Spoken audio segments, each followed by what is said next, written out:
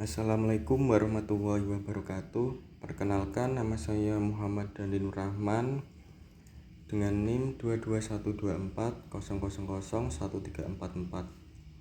Di sini saya akan menjelaskan atau mempresentasikan tugas UAS mata kuliah data mining dengan dosen pengampu Bapak Insinyur Adi Sucipto. Oke, langsung saja yang kita butuhkan yaitu pertama kita harus mempunyai sebuah datasheet yang berformat CSV. Oke, sebelumnya kita import data ke dalam sebelumnya saya menggunakan Google Colab untuk mengolah data ini. Kita import datanya ke dalam head CSV. Langkah kedua yaitu kita import semua library, ada library Pandas, NumPy, Seaborn, Matplotlib, Pilot, ASP.LT, dan yang lainnya. Oke, langkah selanjutnya untuk melihat data, membaca data awal sebelum diproses, kita bisa memasukkan seperti ini: df pd.read.csv. Nama data kita yaitu head.csv, atau ini bisa kita sebut data gagal jantung. Oke, untuk data awal ini, data awalnya ada age, ada jenis kelamin, chest pain tab, resting BP, kolesterol, fasting BS, resting ECG, max HR, exercise angina, old peak, ST slope, heart disease. Untuk informasi dataset, ini hasilnya ada pandas.core frame, data frame. Ini semua ada integral, objek, dan lain sebagainya. Oke, untuk langkah selanjutnya, untuk iterasi pertama yaitu check matching values.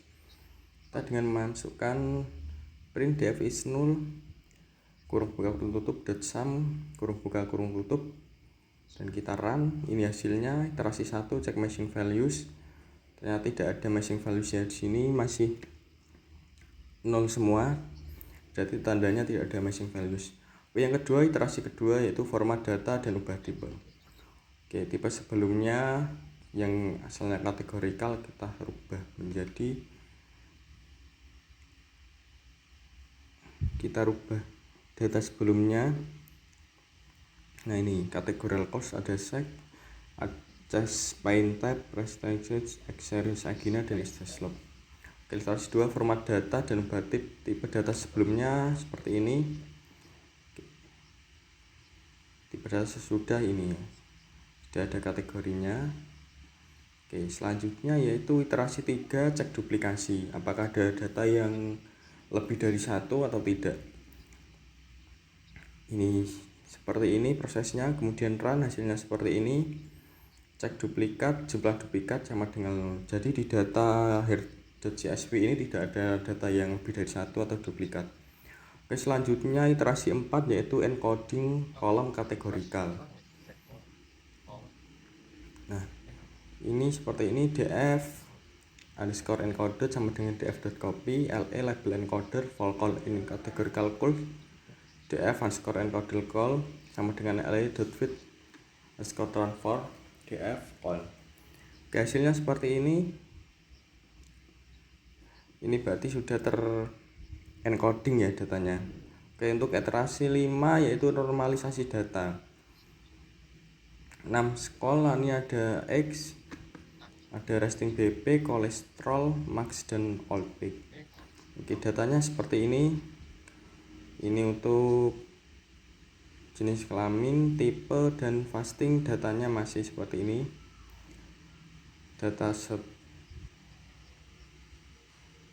Ini data yang setelah diproses ya, datanya sekarang menjadi angka semua.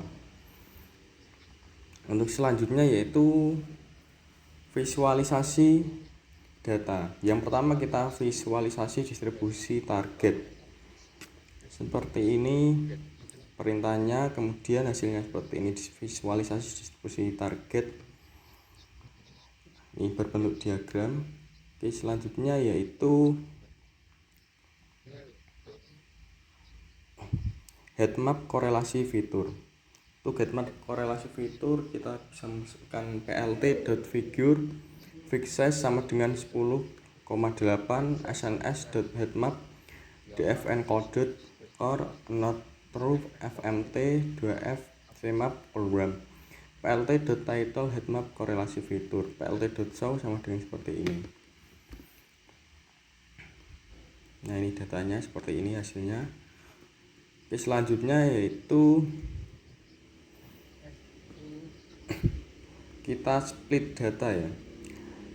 Split data ini ada, kita masukkan X sama dengan df encoded drop herdisase aksis 1, Y df encoded herdisase X train, X test, Y train, Y test sama dengan train test split, XY test size 0.2 random state 42 Stravinya sama dengan Y.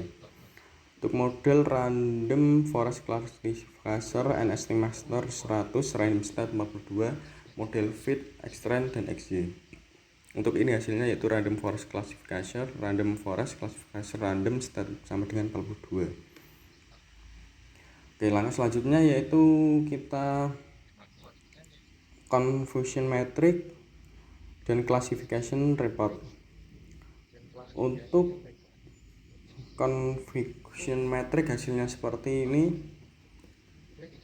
ya, ada true label, predicated label, ini visualisasinya seperti ini. Dan untuk klasifikasi reportnya seperti ini: precision, recall, F1 score dan support, the actuary, macro AFG, weak AFG. Oke, selanjutnya yaitu fitur importance.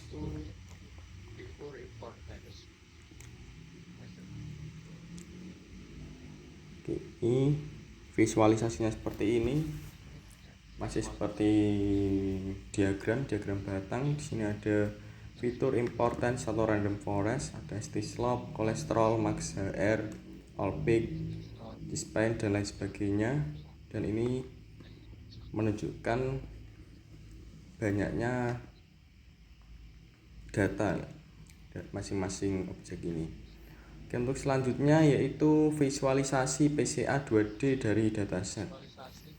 Untuk visualisasi kita bisa masukkan seperti ini: PCA sama dengan PCA, N komponen sama dengan 2, X skor PCA sama dengan PCA, fit transform X, PLT figure fix size 8,6, PLT scatter XPCA, CMAP program alpha sama dengan 0,6, plt.title visualisasi PCA 2D, kemudian plt.x label PC1, plt.y label PC2, dan plt show-nya seperti ini.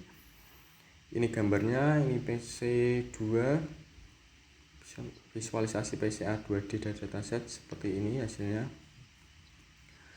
Oke, itu beberapa proses dari processing data dan visualisasi data. Dan untuk algoritma yang sesuai atau yang tepat untuk data ini adalah yaitu menggunakan random forest classifier. Alasan memilih algoritma random forest ini yaitu yang pertama, akurasi tinggi pada berbagai dataset klasifikasi, termasuk yang memiliki kombinasi fitur numeric dan kategorikal, robust terhadap overfitting karena menggunakan banyak pohon dan voting mayoritas, menangani matching value dan outlier dengan lebih baik daripada decision tree tunggal, memberikan fitur importance untuk mengetahui variabel mana yang paling berpengaruh dalam klasifikasi penyakit jantung, cocok untuk dataset medis karena bisa menangani kompleks hubungan antar variabel. Oke, cukup sekian untuk presentasi tugas UAS saya. Untuk kurang lebihnya mohon maaf. Wassalamualaikum warahmatullahi wabarakatuh.